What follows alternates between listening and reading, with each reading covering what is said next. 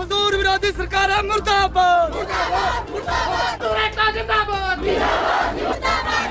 पंजीकरण दोबारा लागू करो। जितने भी मजदूर है भाई, दिहाड़ी मजदूर, केवल वो व्यक्ति जो दिहाड़ी मजदूर है और जिनकी लेबर कॉपी बनी हुई थी, सही तरीके से बनी हुई थी, उन लोगों को सरकार ने एक बहुत बड़ा झटका दिया था अभी 2 महीने पहले, लगभग 1-1.5 महीना पहले, कि 50,000 ऐसे मजदूर है जो आप स्क्रीन पे देख भी रहे होंगे।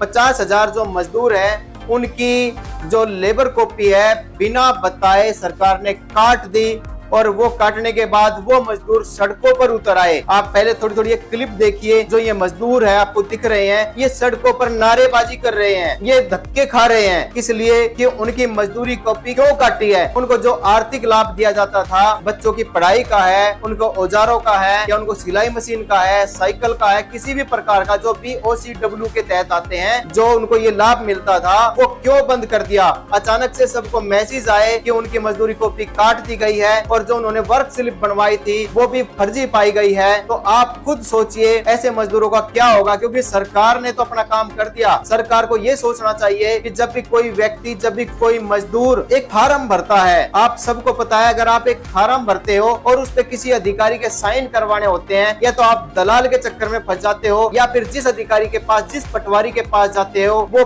पैसे लेता है, पैसे उस फार्म को भरने के लिए। अगर आपको 18,000 रुपए की मदद मिलनी है तो 8,000 रुपए आपके उड़ जाएंगे, और वो पहले लेता है, और पहले देने के बाद भी वो काम आपका नहीं होता तो कितना दर्द आता है। ये देखिए आप इन मजदूरों की पीड़ा समझिए। जो ये मजदूर है कैसे सड़कों पे उतर रहे हैं, कैसे ये चिल्ला रहे हैं, कैसे नारेबाजी कर रहे हैं। आप पहले ये क्लिप देखिए, छोटी छोटी आप क्लिप देखेंगे तो आपको सब कुछ समझ में आ जाएगा।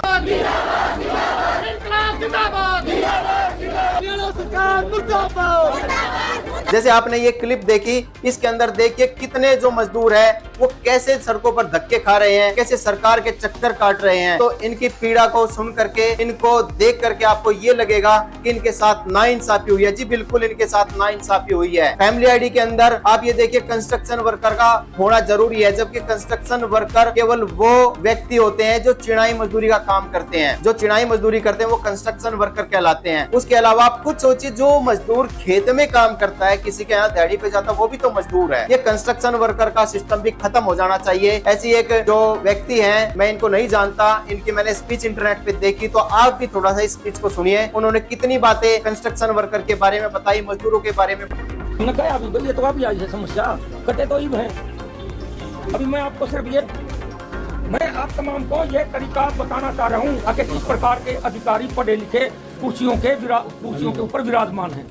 ये कह रहे हैं कि आप पहले कभी आए, हमारी यूनियन ने सीएम को बार बार ज्ञापन दिए मांगों के।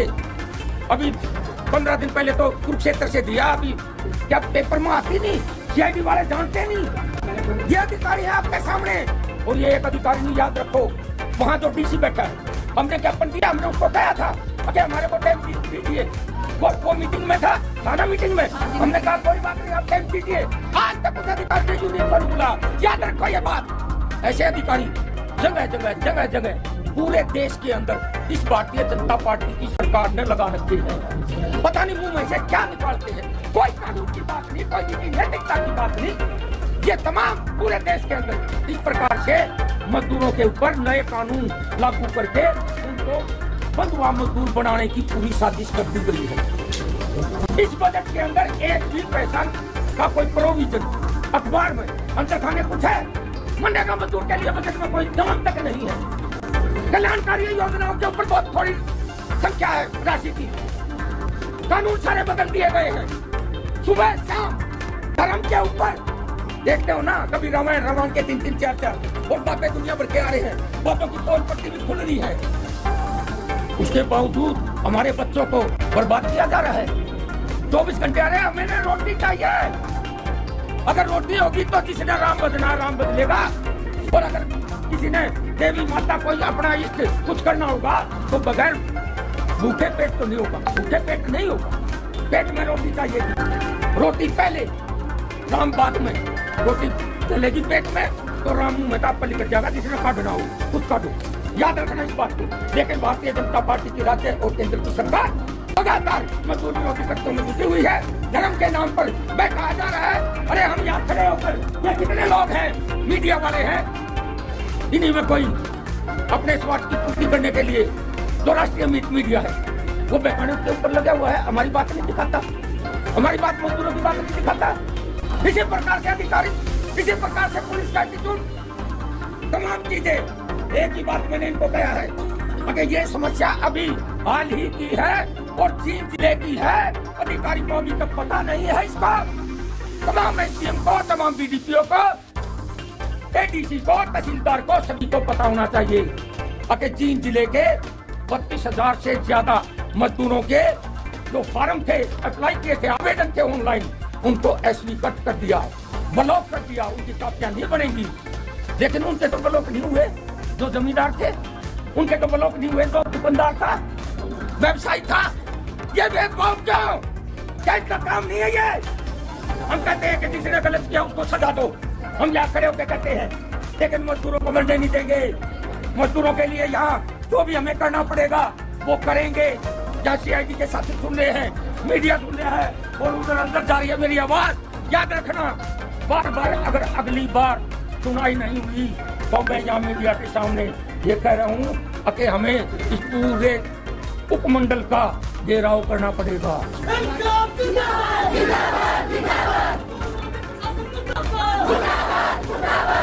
मैं केवल उपमंडल का, क्योंकि यहाँ 3 उपमंडल के मजदूर आए हुए हैं, नरेगा के भी आए हुए हैं, निर्माण के भी, खेत मजदूर भी, सभी की जरूरत है, मजदूर है। लेकिन इनके लिए तो भवन निर्माण लिखाओ, झूठ बुलवाओ, गलत काम करवाओ, सभी की कारस्ता नहीं है। इसलिए साथियों, अगर डीसी का, उपायुक्त कार्यालय भी घेरना पड़ा, संख्या चाहे कितनी हो, छूटेंगे नहीं हम। हमारे प्रधान ने बता दिया है, और चंडीगढ़ भी जाएंगे, सभी जगह छुड़ाएंगे ये बात। जाएंगे ना आप? अपने अधिकारों के लिए लड़ोगे? भगत सिंह के इनकलाब के लिए हो तैयार? इनकलाब जिंदाबाद, मजदूर एकता जिंदाबाद, इनकलाब जिंदाबाद।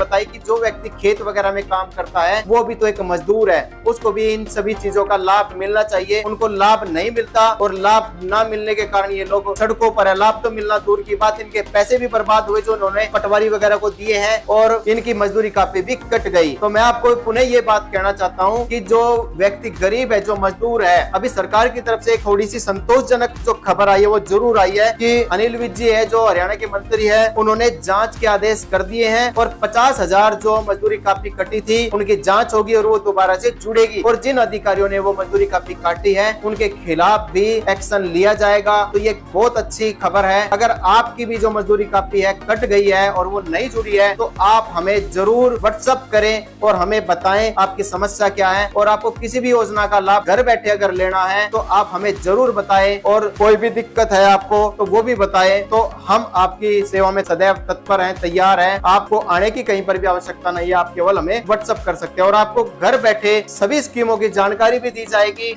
और आप अगर उस स्कीम के लिए एलिजिबल होंगे तो वो भी आपकी भर दी जाएगी। आपको चिंता करने की कोई बात नहीं है बिल्कुल भी। आप हमारे साथ व्हाट्सएप ग्रुप से भी जुड़िए, हमारे चैनल से भी जुड़िए, हमारे फेसबुक पेज से भी जुड़िए, और हमारा जो व्हाट्सएप पे नंबर चलता रहता है इस पे आप व्हाट्सएप जरूर करिए।